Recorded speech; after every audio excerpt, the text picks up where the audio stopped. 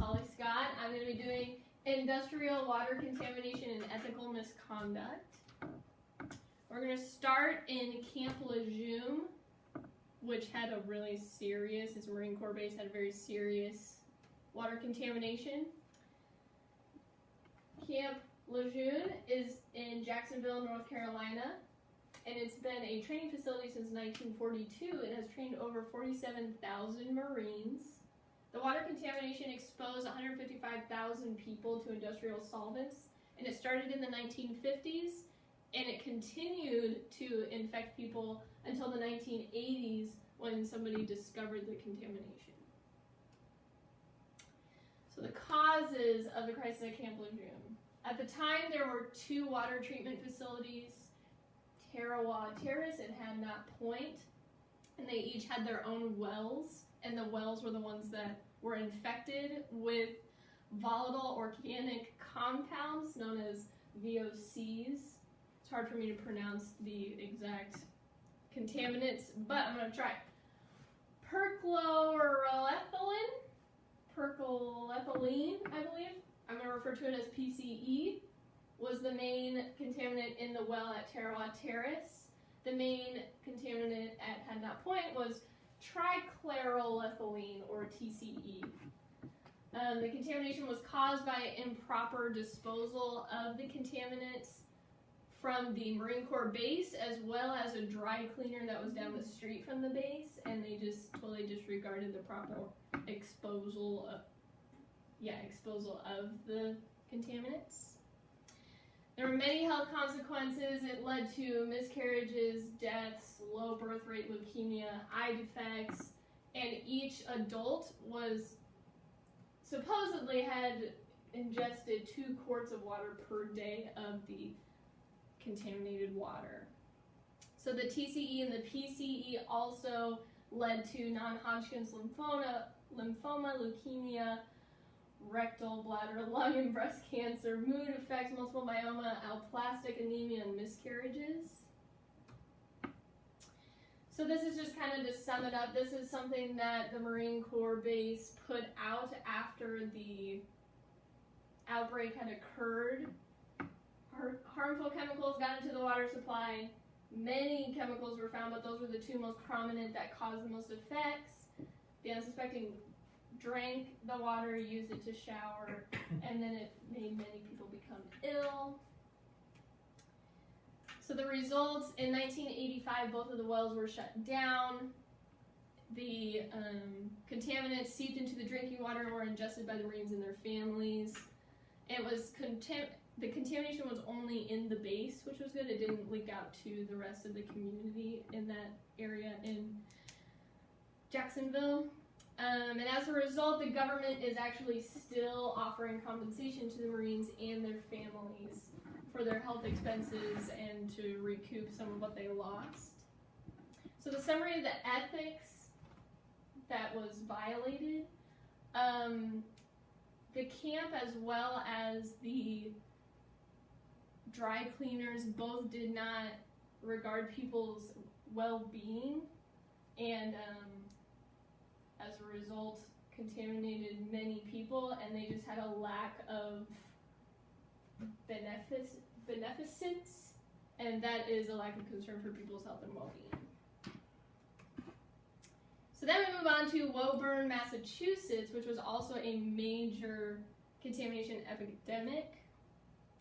The contamination was also caused by industrial waste from a dry cleaner, as well as the W.R. Grayson Company, which was owned by the Cryovac plant, Beatrice Foods Company, and a tannery, which a tannery makes leather and so they use very serious chemicals in that. Also, TCE and PCE were the main contaminants as well in Woburn's case, same as Camp Lejeune. And they were both found in 2 wells as well, labeled G and H, which are located near the Abajona River, which I will show you exactly where those are.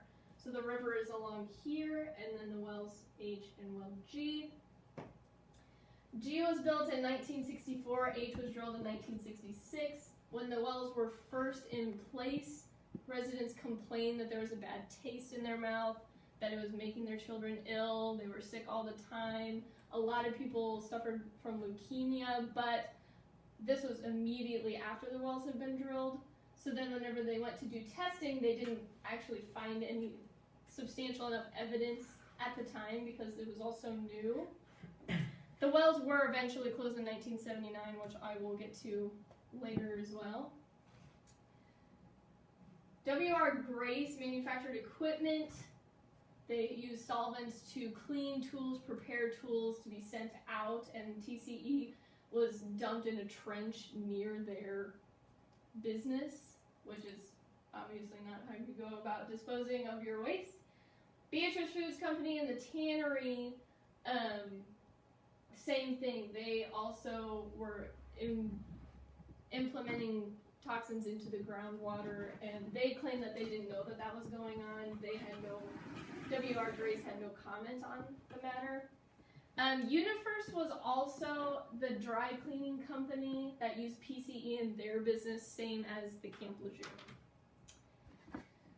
So in May of 1982, a lawsuit was filed on behalf of 8 Woburn families by Jan Schlipman. They caused, the suit alleged that serious health effects, as I said before, leukemia, disorders in the immune and neurological symptoms were caused by the exposure in the wells that they've been drinking from. Eventually, the W.R. Grace, Beatrice Foods, and Universe were all held liable for this, but it had been going on for just such a long period of time that there was nothing really that they could do. So as a result, children actually died from it. Lots of people got sick. State official and the EPA traced and did many testing on wells G and H and determined that there was contamination from the businesses in the groundwater. The wells were closed and the businesses faced serious charges, and they just totally disregarded their citizens' health and their fellow community. And as I said before, the government should have listened to these people calling out saying our water doesn't taste right, our kids are getting sick, but they just had totally no regard for that and did not follow up like they should have. And then lastly, we have the Deepwater Horizon oil rig explosion, which many people refer to as the BP oil spill or the Gulf spill. And what it was a deep water drilling. It was semi-submerged into the water, mostly above. I believe it had 112, I say later in my slides, it has 112 people that were currently on it when it exploded. And it is currently the largest marine oil spill in history to date. The accident occurred on April 20th in 2010, while a drilling explosion and firestorm took place in the Deepwater platform, causing a huge blowout. The explosion killed 11 workers and seriously injured 115 men and women. The rig was on fire and burned for 36 hours, and it officially sank to the sea floor on 2 days later on April 22nd. And also, as a result, 4 million barrels of oil was released into the ocean, into the Gulf, and it finally stopped many months later in July of 2010. And here are some images of the explosion. This is the National Oceanic Committee trying to hose down after they had first heard about what happened. They were trying to hose off the fire, but it just was uncontrollable and lasted for 36 hours. This is a picture, you can't see it very well from the lighting, but of all the oil immediately infecting the waters. So BP did accept responsibility, which was very different from the other 2 cases. In the other 2 cases in Camp Lejeune and Woburn, Massachusetts, they did not. They denied all responsibility and fought as hard as they could until there was too much evidence to where they had to finally compensate. BP did not. BP was the first to admit that they should have taken better safety protocols, and they ended up paying over $5 billion to the Clean Water Act and $8 billion in natural resource damages. The spill was so bad it affected Gulf's beaches. Beaches are still today experiencing serious damages from this, and sea life, specifically dolphins, washed up dead near the northern shore.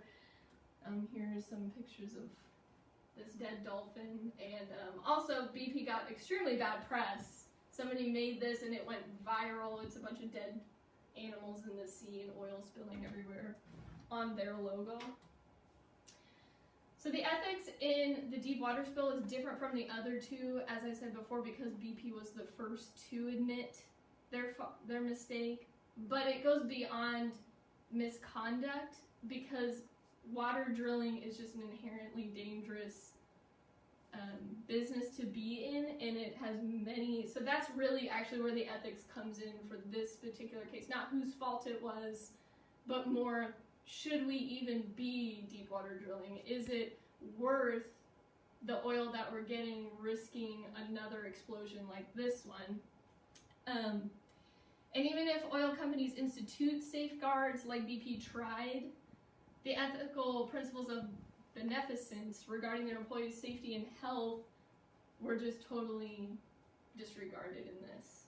And accidents will continue to occur if we keep deep water drilling. And these are my resources. So, thank you.